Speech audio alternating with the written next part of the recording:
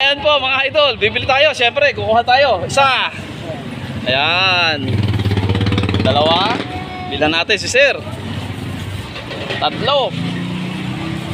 Ayan, lagyan natin sa ano, apat. Ayan, okay. 5. Bibili tayo yung medyo ano, 6. 7. 8. Siyempre, magkano yun, sir?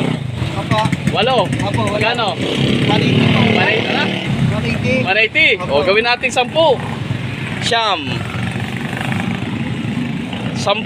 200 pesos. Siyempre, bilan natin. Siyempre, yung mga maliliit na tindahan, bilhan nyo na po kasi hindi sila mayaman katulad ng iba na ito kumbaga pantawid gutom na po mga idol. Kaya po, bilhan nyo na po yung mga maliliit na tindahan dyan.